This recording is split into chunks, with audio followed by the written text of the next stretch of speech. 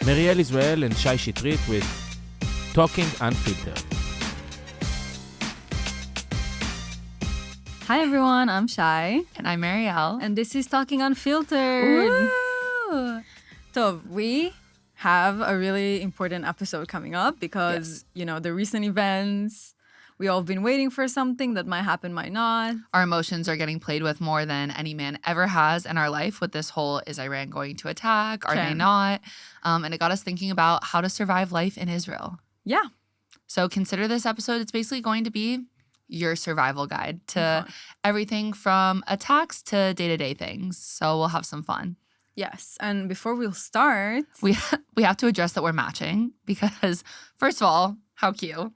no, there's nothing cuter than... First of all, we're matching. Second of all, we're matching and we're so cute. Okay. But no, it's something actually really important that we want to talk about because basically this brand is called Haiva Kayam and it's super cute and very meaningful to us because it's basically a brand where she puts all of the money towards things to help people in Israel, hostage families, different efforts that are going on here. So the whole idea is like to design merch with a purpose. It's a way to show Jewish pride and you always make fun of us with having like how Olot love the chai and how we have it everywhere. And so she like brands different, sweaters, sweatpants, like all this different apparel and comes up with so many cute different partnerships, different events that she's putting on and takes all the money that she's making and donates it to different causes, which is awesome. Yeah. So it's an opportunity also to wear something super, super cute and she have a whole different items. Oh my God, I get compliments on it every time I wear it. Every time. Yeah.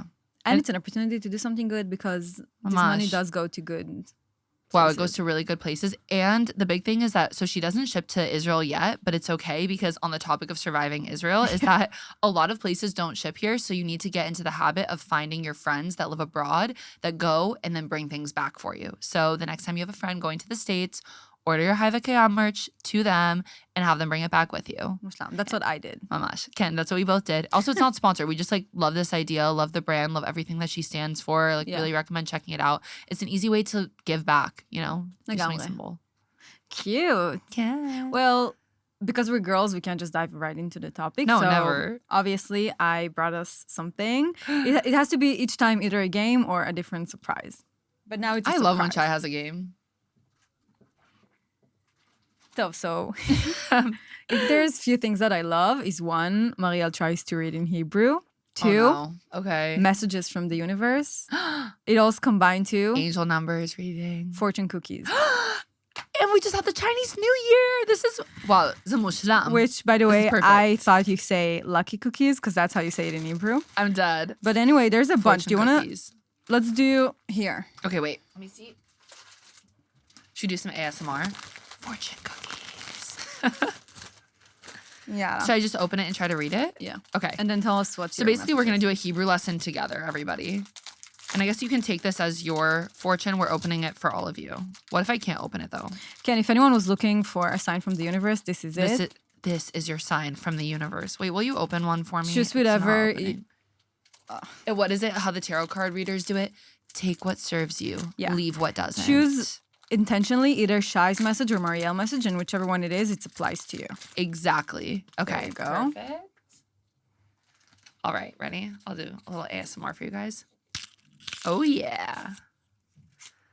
Okay, do you want to go first? Or do you want me to? You. Oi.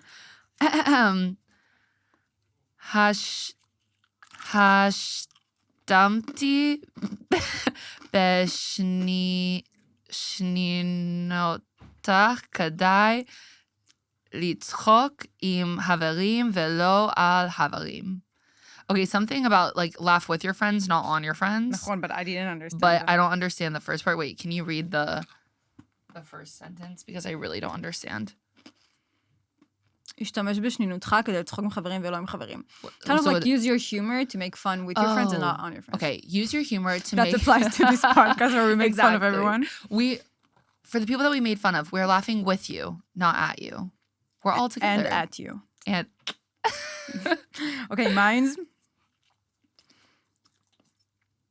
בקרוב, okay, I'll just do it in English. Soon you'll meet someone who's gonna change your life. Ooh. this is like this is the year of Sagittarius, which is my star sign. It's like, this is the year that you will meet your person. Your bad luck with dating has come to an end. I'm like, wait, I was having bad luck? That explains a lot. Do you remember the last time I had this phase last year that there's this store next to my house. So every time I passed by, I used to get a cookie. And then one time, my message was, it's better to lose a moment in your life than your life in a moment. Oh, wait, yeah. You remember? Like, I'm going to die. And then the same day, I turned the TV on and I saw the exact same sentence on TV. No. And I was so positive that the universe tried to tell me that something's going to happen to me. And then that week, oh no. I did I'm riding a bike in a car. A car. Remember? It wasn't that dramatic as it sounded. Like a little bit hit me, but like it like did bumped hit me. you. Yeah. So okay. Anyways. So life hack, the fortune cookies in Israel are extra holy. So life hacks, there's no certainty in Israel. So if you just need certainty, get a fortune cookie. Get a fortune cookie. Well, okay. And also before we get into it, I have to tell you a story, and I got so excited. I guess it's also on the vibe of surviving Israel a little bit. Not really. I just have to tell you because it's finally a story you've never heard before. Thank God. From last night. Okay, are you ready? Yeah. This is crazy. I got into my first bar fight. Bar fight? Bar fight. Like a fight at the bar. But not physical one. No. Physical. There was physical things involved. Okay. This is what happened. Basically, there was, those guys that go to the bars and they just like hit on every single woman. Like you watch them hit on every single woman and then come up to you. And so he like comes up to me and he's like in Hebrew, do you speak Hebrew? Like, yeah. He starts telling me like, I have never seen anyone kol kach yafa like you in the whole world. I'm like, okay, bye. Next one. And he goes up to one of my friends, one of my girlfriends, and he starts like saying apparently really gross, inappropriate things to her. And so one of our guy friends steps in and is like, listen, like he's so sweet, very politely. He's like, listen, you have to back off. Just go, leave her alone. Like, you think everyone hear me chewing this cookie in the past 6 minutes? Probably. I'll stop. Why stay ASMR? Sorry, guys. Oh, you might have to. Anyway, and so I'm like watching this all happen, whatever he's telling him just to politely go away, whatever. The guy starts going after him and starts like being physical to my friend. And I'm like, what the? And no one's doing anything. No one's helping him. He was inappropriate to me before. He was like touching my back, being all gross. Yeah. He's talking to my friend. He's also touching her all weird. And then I was like, this guy's just gross. And then he starts like stiff arming my friend and he's like pushing the other guy and no one's doing anything. And I think to myself, you know what? There's a good chance he's not going to hit a woman. I'm just going to get involved. So I step in the middle and I push the guy and I go, get out of here, you fucking loser. And he's like, what? And then he comes at me and I push him and I go, you weirdo freak, get out. And he's like, just so shocked. And then were you taller than him? Sorry, no, it's relevant in Israel. Taller than my friend, not taller than the guy. And then when I was telling my friends about it this morning, they said, you really said, wow, mess with someone your own size. Because I'm the same size as most of them. And so I push him and then he goes to leave. Okay, so then we go to get him kicked out. Like, and that's a big thing that I actually have seen a lot in the bar and club culture in Israel is like immediately that I was involved, a bunch of security, like people came over to me. They were like, what's going on with this guy? What's because he you're doing? A woman? Yeah, like they really are like, they don't take any of that shit here. Like the minute that they see that a woman is like in the middle of something, also because the bars here are small, immediately they were on it and they were like, what's going on? Like, how can we diffuse the situation? Let us talk to the guy, whatever. He leaves the club, so we can't find him. And he comes back in a different colored shirt. Ma? So I go to the security, I go, and now he's in Svetar Adom. Like, he's in a different sweater. He's in a red sweater. You have to go get him. That's how you said it in this exact Hebrew? Exactly like in this exact word speaking? Anyway, and then he got kicked out, and I was like, am I officially Israeli? No, because if I was there, I would die laughing. It's you screaming at a guy. I was just like, I was screaming. I was using my Hebrew, English, whatever, and I was like, who does this guy think he is? But I mean, that is a big thing. But it sounds like intense. It was really intense, but wow, it was so liberating. Honestly, yeah. Sometimes to put a man in his place. I mean, I didn't punch him. I just pushed him. But honestly, But I wish you close were. enough. Wow, I wish. I thought about it. What a creep. What a freak. But honestly, that's a big thing when it comes to like the going out scene. Is I feel like anytime I've ever been out and somebody's been even just the slightest bit weird or inappropriate, and I've gone to security, they've always been so good about making sure that like everyone feels taken care of and kicking someone out if there's ever a problem. Like they don't really tolerate it, which is really, really good. And not just with women. I feel like every time there's like an uncomfortable environment, people stepping in and like helps you. And the only reason I think they didn't step in is because when it was the two guys, I just don't think anyone saw. And also like I started yelling. So it made more of a scene versus like my friend is so kind and he didn't really yell or say anything. So I think that's why. But no, it's something that I really think it's like, again, there's so many instances I'm sure where things aren't taken care of. But like for the most part, if you say something or if they see something, they're really good about trying to make sure that everyone feels comfortable, which is really nice. So that's crazy. On surviving Israel. Thank you for telling me this story. That's a nice way to kick off this episode. As we were saying, we're really don't know what's gonna happen. We're waiting for the Iranian attack. Wow. Yeah. I think maybe it will be relevant to start talking about surviving guides in Israel with talking about the previous Iranian attack, which was a real extreme experience for everyone. That was insane. Yeah, like even for us Israelis, we never. I mean, obviously we had October 7th, which was. It was also a different, horrible. Yeah, a different way it's of just terribleness. different. Like I think it's there's on the ground terrorist attacks. There's rockets. There's so many different actors at play with stuff like that. But missiles like we had on the previous Iranian attack, we never. And I grew up in Israel. I grew up in the north, so it's not my first or second or third war, but it was never anything like this of like buildings falling out in Tel Aviv. So horrible. Yeah, like my friends lost their apartments. Like, that's crazy. People. I mean. Lives were lost. People lost apartments. It was so, their homes, their loved ones. It was so horrible. It was so scary. And it's a really, like, something like that to me is so terrifying because there really is no certainty in it. You don't know where these rockets are going to fall. You don't, of course, you can take all the precautions and go into a shelter or a mamad or underground into a miklat and do everything, but you don't know if it's going to hit you. Yeah. There's no way. It's like, it's this not funny joke, but it's kind of funny. You know, Israelis already make fun of the situation, but how life in Israel is like a Russian roulette.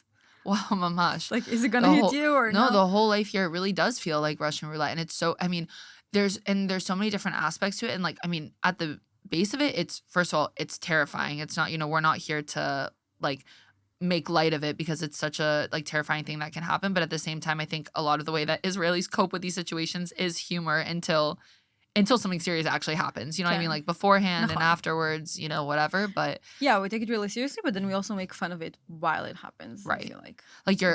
Like the best way I can describe it is you're sitting there, you're scared for your life and you're, panic packing your go bag and that we all have to have ready. And when the last one finished, I'm unpacking mine with my roommates. And it's like, all of our passports, all our important documents, bottles of water. And then it's like a deck of cards, 2 candlesticks, a lighter. Like, first of all, where was our flashlight? Why do we have 2 candlesticks? And wine, a can of hearts of palm. How are we going to open a can of hearts of palm when we're in the shelter where there was no can opener? Like, these are the snacks that we chose. We're like, what are we going to do? Sit and play wine with candlesticks in our hands? Like, what? You're just not thinking. You're not in the right mindset. And I think that just fully encompasses. Okay. How was it for you, though, as someone? Because obviously it was scary for everyone, but I feel like for me it's different. Because I don't have another choice. Like I was born and raised here. That's where all this is your reality, right? Yeah, but then for you or for other Olim, I'm curious if it like made you think whether you made the right choice by being here, or did it make you feel different about living here? I mean, it had me questioning probably my entire existence. Like as a human being. Yeah, it did not just have me questioning my life in Israel, have me questioning literally my entire existence as a human being. No, but in all seriousness, I think it's definitely like it's something that people really have to prepare themselves for, that it's a reality of living here and you don't really fully understand it until it's happening and you're sitting there thinking, okay, I'm part of this, Russian roulette of it all. And as terrifying as it was, it's also like at this point, especially having been here for a while, like my whole life is here, my whole community, my home is here, the life that I've built for myself. It's like, I don't know, I couldn't fathom just, getting up and leaving. But it definitely was something that became a very harsh reality in terms of, for example, at the time I was looking for apartments. So it's like, you're not just looking for apartments, you're asking them, oh, is there a shelter? How close is the nearest public shelter? Where do we go in case of because there's different places you go for different attacks. Like if it's a rocket from the Houthis, you're like, oh, whatever. You're staying in your bed. Yeah, from Hamas, you're like, okay, we can stay in our bed. Do we go to the staircase? And then it's Iran, you're like, oh, this is the real shit. I'm going into the miklat. So it just really warps your reality. But I definitely think it was something that I was like, oh, I really need to take this into consideration. Like if I'm going to live here long term, that this is part of it, that, you know, this could happen again. And I don't know, it's difficult because it's like everywhere has their problems. So I guess it's just kind of picking and choosing what you're willing to sacrifice. It's also, again, after going through the 7th, it's like, I was like, well, I'm already traumatized. I'm already here during war, you know? But that's what's crazy, I feel like, for a lot of Israelis, that people like you choose to stay here. And, you know, it's something that it's always, we talked about it so many times, but I'll never fully understand. If it helps, I don't think I do either. Okay. It's okay. I'll use this example when I was trying to explain it to my parents, as I said, for, you know, when it comes to life in Israel and during the rockets. And I think that this is really important for people to understand, especially in these cases, is that I know if I'm on the street and I'm walking around and there's a siren goes off for rockets, I know without a doubt, 100%, somebody is going to make sure that I get into a shelter. That random man on the street, the random woman at the shop, like somebody is going to help me and make sure that I have somewhere to go. If I go into a random person's building, they're going to let me into their shelter. The level of community here and the way that people take care of each other, it's unlike anything I've ever seen anywhere else. So I think that is something comforting to know, is that, you know, when you're here, like people really take care of each other in times of crisis. Yeah. No, Israelis are really good with being communal and but that's so. How does, for example, your family? Because I'm trying to imagine my mom if I'm in a foreign country. Wow. And then there's something like the Iranian attack, and you're miles away. I know. Wow. Okay, it's so funny. My parents, you know, my mom's sitting there freaking out, like, you know, doing everything she can. My dad's sitting there. He's like, Israel's going to get Iran, down with the Iranian regime. You're going to be fine. You're going to be fine. Israel is strong. Am Israel Chai, Yalat Tzahal. And I'm like, okay, like he has faith that everything's going to be fine. Inspiring the eyes that Olim have, that non-Israelis have towards Israel. I know, my dad's like, Israel is, you know, like David and Goliath. They're going to get it. And I'm like sitting there and I'm like, oh my God, but I'm scared. He's like, no, it's fine. You sit there. You're safe. They're going to take down the Iranian regime. I'm like, okay, if my dad says so. Yeah. It's always if my parents said so. Exactly. Then... Forget the higher ups in the IDF. I'm like, well, my dad said it'll be fine, so it's okay. So now they're at peace that you leave here, or like you think they'd rather you to not? I think they would rather I be somewhere where it's not as imminent of a threat, but I think they're a little bit split on it. But at the end of the day, I think it just comes from your parents just want to protect you at all costs, and they would feel that way if I was in another country and there was severe anti-Semitism, or if I was in the States where there's mass shootings frequently. So again, every place has its things. But again, it's hard. Like they're your parents. They, you know, they want to keep you as safe as they can. But if anybody's like thinking about it and struggling, I know that's a big struggle for people's parents. Like they start to understand it as you live here and as you talk about it. Yeah. Also, it very much could be that when this episode is out, we're all in the shelter. People might be listening to that while waiting for the next missile. I really hope not. But then But also at the same time, like, I also hope, like, it's crazy to say, but like a lot of us are like, we would sit in shelters if it means taking down the Iranian regime and going to, like, a lot of Israelis and Iranians are like on the same page with that. So that's actually crazy. Isn't that crazy? We posted this meme. Yeah. Like as a joke. Right. It was a picture of me crying, and I was like, when you thought Iran would attack, but now you're on your way to work. First of all, it blown up. Right. The amount of Persians who commented on it made me understand better the situation. Right. Like it really educated me, if that makes sense. So yeah, if that's what needed to happen, we're all for it. Which is so, I don't think a lot of people realize that. I didn't. I thought like Persian Israelis, like, besties. We all have the same goal, apparently. Right. Which I did. Now with all the mess in Iran, I now understand it better. But then after all these comments, first of all, wow, if anyone, guys, if you're listening to this episode, go to this meme. You have to go through Instagram and the see comment section is iconic. crazy. Like it's funny and it's just ironic. Yeah. It's also, it was really, I was like, we're all really just girls. Ken. Like everyone's kind of thinking that it's so crazy because I think, oh, we're here in Israel and I'm living abroad and dealing with, I'm like, wait, no, we're all dealing with the same things. We're all feeling the same way. Like it's actually insane. Yeah. But then if people are listening to this episode now Right. while they're in bomb shelter, what would you do different from the previous Iranian attack? Like, what would you recommend? Wow. I think, okay, something big that we talked about before, like Yeah. the media that you consume and how much it affects your mental health. Like that's the biggest thing to surviving Israel is I would say, especially for Olim, don't download Telegram. You're not the chief of the IDF. You don't need to know Ken. every single thing that's going on. Follow the government guidelines, download Homefront Command, have everything that you are required to have. Don't overconsume if you don't need to. It's going to drive you insane. It's also not just in terms of the Iranian attack. It's in general Everything. life probably life everywhere, but then in Israel specifically, I feel for myself that for so many years I really wanted to be on it and I knew everything and I wanted to be educated about the political scene and about the security situation and I wanted to know more than I should. Right. And then with time, I've realized that all I can do is to take care of my own little bubble and to make sure my well-being and my loved one and close one well-being is saved. And then also, of course, volunteer, do things that expand your heart, if that makes sense to say in English, does it? Yeah. Instead of like, feel like you need to know everything. So my therapist told me once, if something's going to happen, you're going to know. You don't need to have 5 different platforms of news to consume what's happening. Also, there's a difference between knowing there was a terror attack on Dizengoff Street, for example, back then. There's a difference between knowing that it happened to watch every single footage from the scene it over and watch the family crying over them again and again and again. Like it's bringing our soul. And I feel like on October 7th, for example, a lot of us, it took us time to understand what happened. Everyone was on Telegram. Now, the thing we've seen on Telegram, like it scratches your soul forever. You've seen things that human eye not supposed to see, unless if you're a professional that deal with these things. Right. But I think now if we're going to be in another war, I would say that my big take on it and what I'm going to do it myself is to make sure my little bubble is protected and to let as less of like an outside. Right.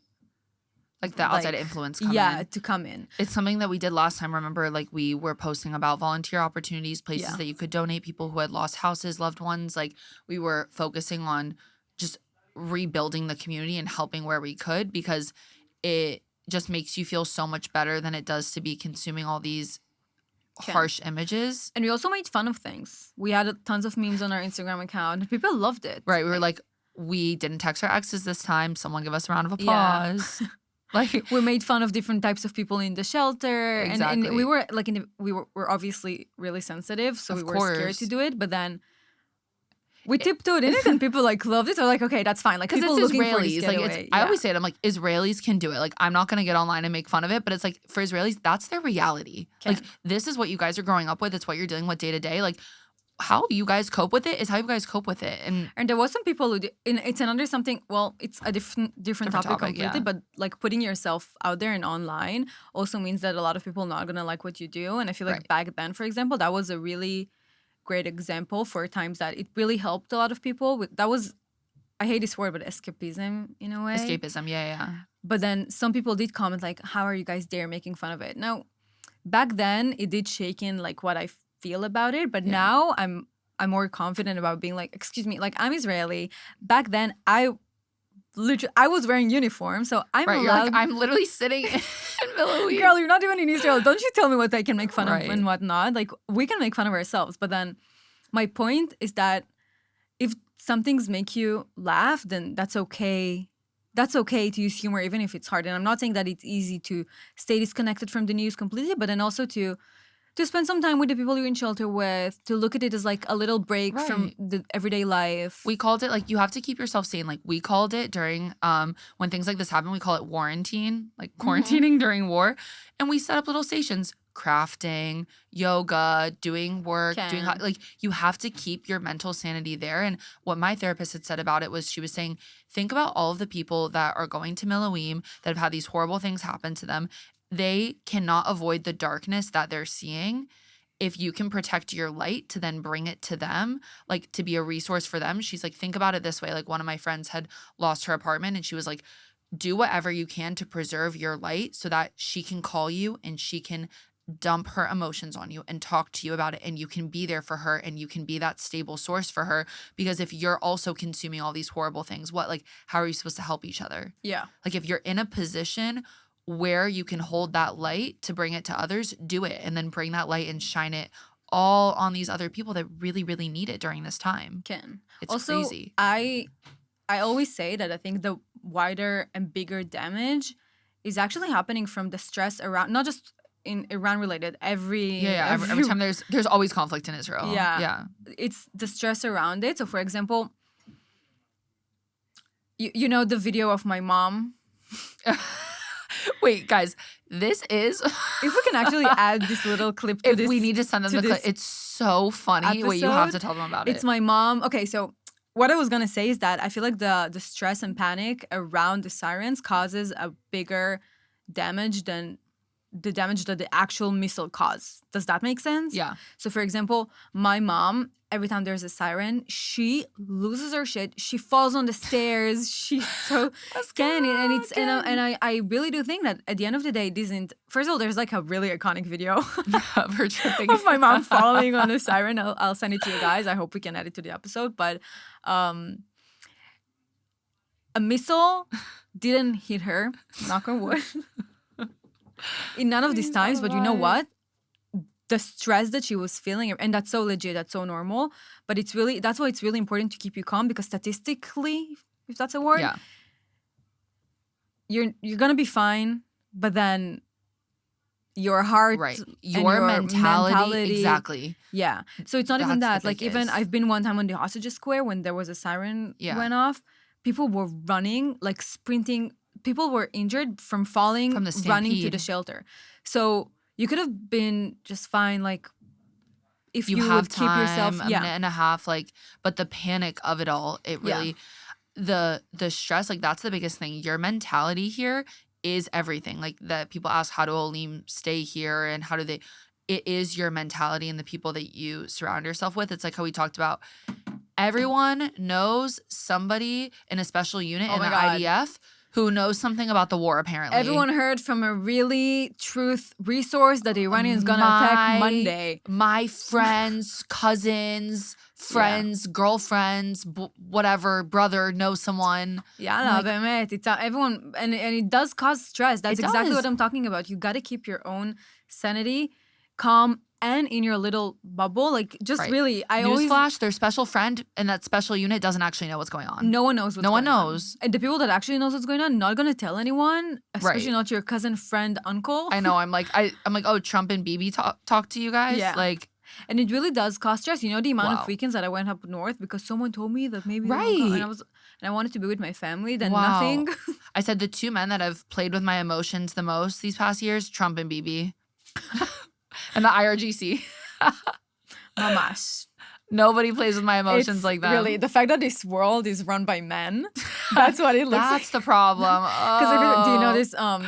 If it was run by women, do you know this tweet of, it was just like a lot of countries doesn't talk to each other. Yeah, it would be like silent treatment. I just don't talk to you. It'd be like they cut off exports and imports, and we're just not talking to them right now. You can't even bring up that This is name. one of my favorite memes, and then my other favorite meme is that of Bibi, of Putin and Kim Jong-un, like raising a toast, and then they're like scared to drink from it because it most likely that one poisoned the other. So they just like they keep cheersing, putting it down, and then you're just like putting it down, like so scared to drink from it. Well, yeah. Anyway, all the men around this world.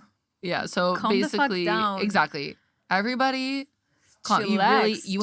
You have to control how you're thinking during these times. And oh, baby. Imane, it's too much. So wow. We could go on and on about war survival guides for sure. I think it's something, but I was going to say there's the war that happens between Israel and other countries, and then there's the internal battles we go through here with bureaucracy. Wait, just to summarize the actual war. Please.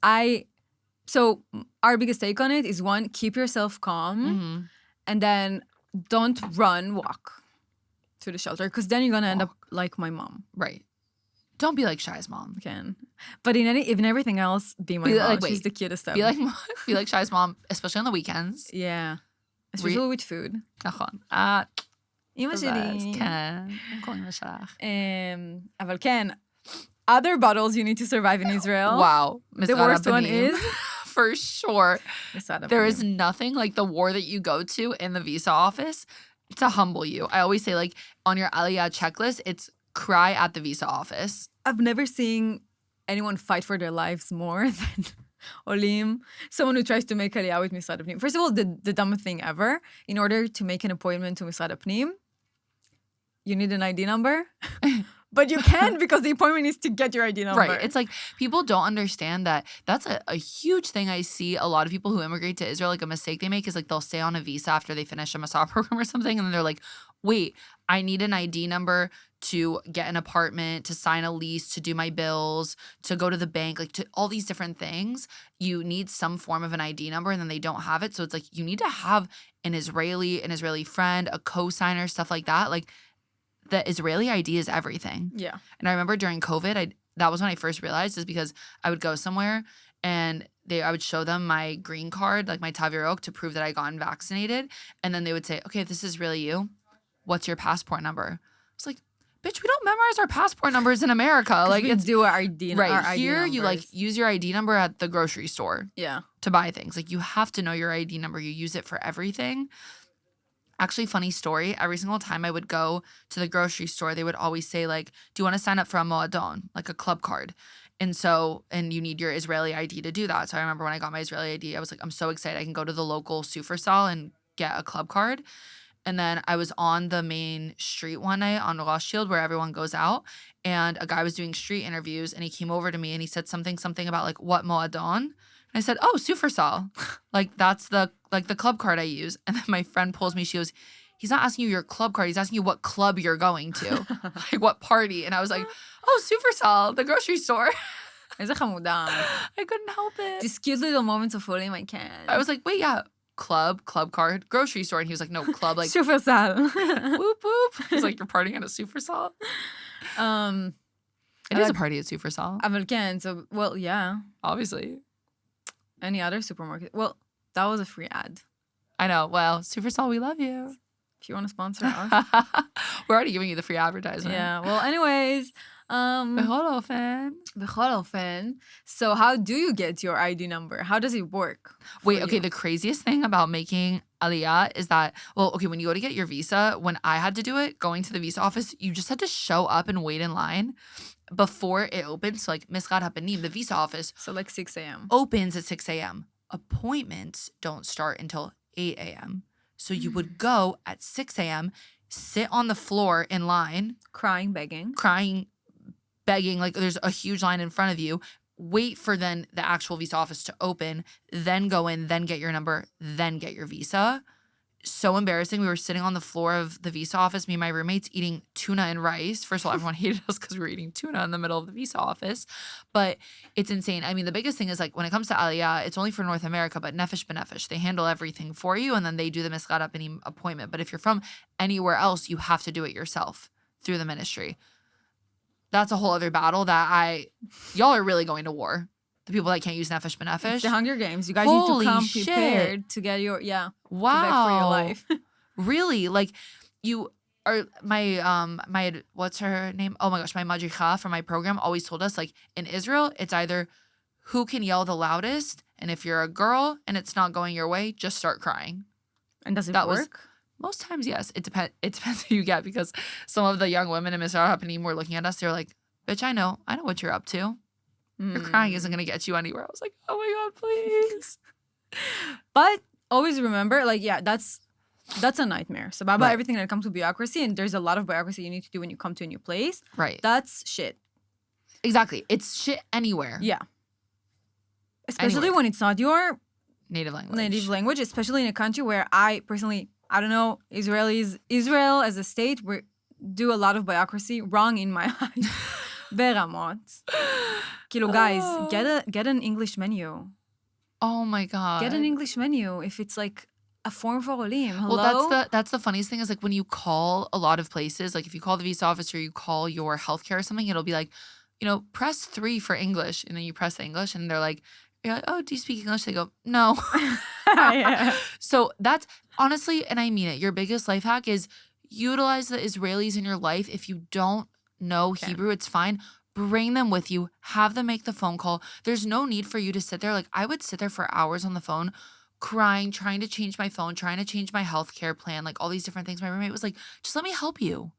I know I'll get it done in 2 seconds. Yeah. Also, Let you need... them. It's also a language, and then also in Israel, I feel like a lot of the times you need... We have this term in Hebrew called marpekim. Elbows. Like you need to be ready to make your way in with everything.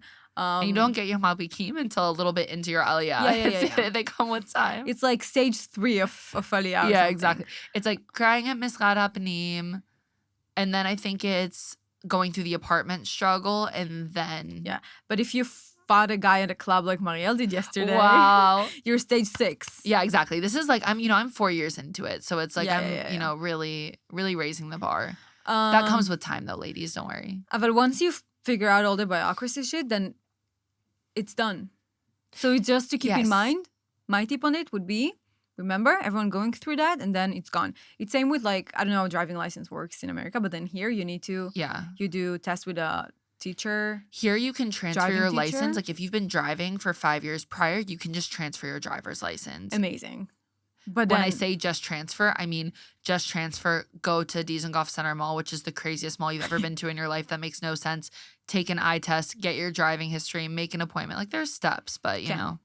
I'm gonna equivalent the way of Israelis to get driving license to the way you guys need to do with bureaucracy, and it's basically for us we need to take tests with a driving teacher, and then you need to do a test, and if you don't get it done, if you don't pass this one, you do another one, and it sucks. To me, it took forever to get mine. Yeah. But all the story is to tell you that at the end of the day, I got it. Kilo, once you did, as it doesn't matter, you don't remember all the tests you've done on all the times you've cried at Misrad Hapnim. Do you think it's fair to say that living in Israel is kind of like going through, I mean, I've never been pregnant, but it's like going through pregnancy where like you forget the pain about it and then you are so happy after that you then do these things again? I think that it's everything that's challenging. Like everything you fight for and then you get it, you forget how hard you know. Wow. I know that's the biggest thing. Celebrate all your small wins here. You are going to struggle so hard that when something goes right, be excited about it. Throw yourself a goddamn party. Like people have aliyah parties and, that shit's worth celebrating that you've gone through a bit of a struggle to get through everything. Celebrate it. Legamre. But also remember, I mean, I don't know, you get to a point that you're like all settled and good now. I think that with any new country, there's always new challenges that come up for sure.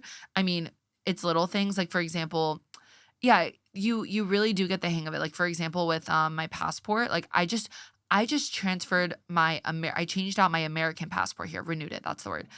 I renewed my American passport here, which that was crazy. I was like, whoa, now I'm doing bureaucracy of my home country, but like in now my new home country, wild. And usually passport stuff is pretty easy. But then it was so funny. The delivery driver called me, and I don't know why they do this. Delivery drivers in this country act like you are doing them, like that they're doing you a favor by bringing you the package. They call you and they're like, okay, I'm here. I'm like, it's 3 p.m. on a work day. I'm in the office. And they're going, why aren't you home? I'm like, you didn't text me. You didn't tell me you were coming. Nothing. They're like, the guy goes, okay, well, I live in Ramat Gan if you want to just come get it from me. I go, what? Hello? That's your job. I say in Hebrew, I go, I'm a new immigrant. I don't have a car. No, can you please deliver my package to me? They're like, okay, maybe I'll bring it tomorrow. I'm like, bitch, it's your job. What do you mean? But then they end the call. He's like, sicha, motek, kapara. I'm like, ew. Oh, okay, it's fine. Once again, okay, it's fine. I'm like, what the fuck? We're That's like so disturbing. Me and the delivery driver screaming at each other for 10 minutes, and he's like, yalla motek, bye. I'm like, kapara, bye. And it's like, you're all good. You spend like 10 minutes fighting, and then suddenly you're besties. Muslim. How? It doesn't make any sense. So, wow, there's so many things to talk about when it comes to surviving guide in Israel, but this time we really focused about security. And, we talked about other things too, but because we all kind of been waiting and being Right. in the longest fourth play we've I ever feel like been on. Wow, literally. We thought it would be really important to focus on that, but we'll definitely do more episodes because there's other things that I feel like are relevant when it comes to survival guide, like 100%. work, like life hacks. Exactly. So yeah, I think it will be important to finish this Life episode. hacks part 2. Yeah. Finish off with a little Q&A. Yeah. So I have What a question. Okay. It's a question for you. As a non-Israeli, what's the first cultural shock? I mean, it's relevant to you because you're non-Israeli. I should mentally prepare for when landing in Israel, and how do I survive it without offending anyone? That's so specific. Whoa, it's really specific. Honestly, I think it kind of ties back to what we were talking about before, is that you're stepping into a new culture, so there's a new mentality. Don't let it beat you down. Like, Yeah. you have to give yourself some grace. You're coming to a place where you don't know what the fuck is going on. You don't know the language. You don't know the environment. Like, you're learning everything new. So the biggest thing is ask for help. They want to help you. Like, Israelis yell loudly and they love loudly. But what is something that you were shocked about when you came here? Yeah, I think like, it's just like the culture felt, I think, a little bit aggressive at first because, again, I don't know Hebrew. So I'm thinking that everyone's yelling at each other. They're not. They're literally just like talking. Like, they're loud and they're straightforward and they say what they're thinking, but it's not assertive. It's not rude. It's not aggressive. It's just the culture here. And so it's just like really throwing yourself into it. And again, understanding that it's like what we were talking about before. You guys come from such a different background. You've been growing up with war and army and like attacks and all these different things that is so hard for a lot of people from the West to understand. Like, people from other cultures understand it a little bit better depending on where they're from and like what they've dealt with in their hometown. But when it comes to, people from North America specifically, like, we get here and it's like, well, yeah, they're not going to be as politically correct, or they're not going to talk about things the same way we do. We have different histories. Yeah. We aren't looking at things the same. Like, we're coming from such different backgrounds. So you really have to take that into consideration. That's true. And that's also true in a lot of other things, because I feel like things that are really sensitive for Americans won't be as sensitive to Israelis because we don't share the same history. Exactly. It's not your history. Yeah. So, for example, you guys have the thing that you don't say certain words. Exactly. And like don't sing it in songs. And in Israel, let's just put it out there, the N-word. Israeli, like when I was teaching in schools, the Israeli kids were throwing around the N-word, and I was like, oh my God, you guys, I mean, they shouldn't, they can't, but like, it doesn't mean the same thing to them that it means to I feel like when you're older and you understand what's around you, you are more careful around these topics too. But when you're a child and it's not your language, it's not your history, know. You don't know that it's so. There's other words here that are bad that they won't use. You know what I mean? While like, Americans are less sensitive too. Exactly. So it's very different. And I guess, wait, let me flip it and give you the chance to also make fun of Olim a little bit. Like, okay. My favorite opportunity. I know, when we first get here, when Olim first get here, what's the biggest thing that always, like, it never fails to surprise you? I'm trying to think of something that I didn't make fun of yet, because my usual thing is that how everyone are so obsessed with everything. Yeah. And like, stop being so easily impressed. Raise the bar, please. Raise the bar. Please. Raise the bar. Girls, he didn't go to a special unit. He just right. didn't. He was literally clicking print at the Curia. He was Stop not being in so a special easily unit. Impressed. It's embarrassing. He's working with Excel sheets. It's not that deep. Or didn't, but lots of the guys that like are telling you they're being on a special unit were not. What's the thing that I have something. It's also something that taught me about the differences between us, but then I was a counselor in different programs, and then it was one time, it was actually last year. I'm thinking of mentioning your guys' names, but I wouldn't, because I'm making fun of you, but that's a cute, funny story. Oh, you have to tell me after. I'm like, who was they it? had like an outrage. Yeah, an outage, power outage. All the power went out. They messaged me and they called me and I didn't answer because we were in the middle of recording an episode. So, Baba, it was an hour that I was not available. Right. In this hour, they packed their things and rented an apartment in, like, an Airbnb in Tel Aviv. Oh, the privilege. Guys, you're not making us look good. No, the thing is that it's so easy. You just flip the shelter back. But it's I was like, don't you have that just in open America? it. What Yeah. do you- The power Just box. full- Just open the power box. But really, like, don't you have that in America? Yeah, or of they're course. just like dumb? Because I remember I was gonna be so like, guys, that's the most dumb thing you could have done. But I was like, wait, maybe in America things are more handled. Maybe they don't need to know that. I'm like sure that they do. I mean, I guess it depends like where you live and like where yours is set up and if you're living with your parents and they're doing everything for you. But I know I think it's like Because they it's like go basic. immediate panic. That's the big thing. Like we just Like love to pack your things and go. And I find it, I don't know, I find it crazy to not have like a basic life skills of just like Wow. lift the shelter back up. Okay, and I love you so- guys so much. You're the wow. cutest ever. But then this story really made me go crazy. And I will say that's a big thing for a lot of people that come on programs here is it's like quick Google search how to do laundry if you haven't done it before, how to cook basic things like certain life Yeah. skills. People just come here and expect to live in a foreign country without it. And I'm like, wait, babes. But also, it's not like it's, an outage, shelter, backup. Yeah, this is crazy. It's not like making food. That's, again, I think you get to in Asia, you need to know how to make a toast Right. and an omelet, guys. But then, Especially, yeah, come on. Israel lives off of cheese toast. but I don't know, also as an adult, don't you want to like know how to cook yourself? Like, Exactly. you don't have to make a whole meals and fancy things, but As much as we love to like be so in awe of everything, we also panic about everything at the same level. Like there's nothing Olim do more than like immediately go into panic mode and then you realize, wait, it's not that deep. And then I have another story because on the same vibe, when maybe I told you this before, the green onion story. Do you know it? Wait, tell me again. Okay, I was a counselor in a gap year program, Okay. and then me and the other counselor went grocery shopping, and we came back to the office with like grocery bags, and we Yeah. had like a green onion popping out of Okay. the bag. Then one of the kids goes like, "Whoa, what is this?" And we're like, "What do you mean?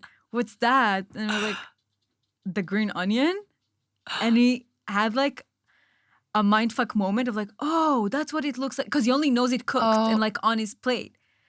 And I was like, "Come on, this is ridiculous. You're 19 at this point. You gotta know how a green onion looks like." Right. So then, at the end of the day, I feel like part of building character for them, we bullied them a lot on a good way. Life hack: get bullied By your- into knowing Yeah. what's going on by your Israeli friends. Because what we were like, okay, we gotta do something with Yeah. it. We said all of our group and we did like a whole onion lesson. Like, Oh my guys, gosh. this is green onion. When you go to the shuk, these are the different onions you're going this to see. is red onion. I know different. And all of colors, you are here crazy. now hearing about onions because he didn't know what green onion was. That and you is guys so won't funny. get to be that stupid when you're 19 or that spoiled until you don't know what green onion means. Right. But anyway, love you guys. You're so cute though. He's so cute though. A little too spoiled sometimes, but הכל בסדר, different backgrounds. That's what your Israelis are here for, to bully a little bit. Let your Israeli bullies Wow. you. Oh my gosh. Okay, so we'll have to do life hacks part 2. We'll get Yes. into everything that's more like lifestyle related because wow, I have so much to say on Legalmente. it. And I think that, by the way, our next episode, we want to do like a slumber party vibes. Yeah, of we like, want to get cozy and fun. Yeah, and we want this episode to be Q&A, crazy confessions. Maybe we'll get drunk in an episode. We haven't done it for Oh a my while. gosh, maybe we should crack open a bottle of wine in the studio. Yeah, and like read all your guys' confessions and questions. So if you have anything interesting or super crazy to send tell it to us, us, please. DM us and come to our Instagram to get some more digital content. Yeah, literally, come hang out with us. We're fun. We're really funny. Guys, when Shy shies, it's my favorite thing. Please, it's so good. Talking.unfiltered on Instagram. Love you guys. Bye.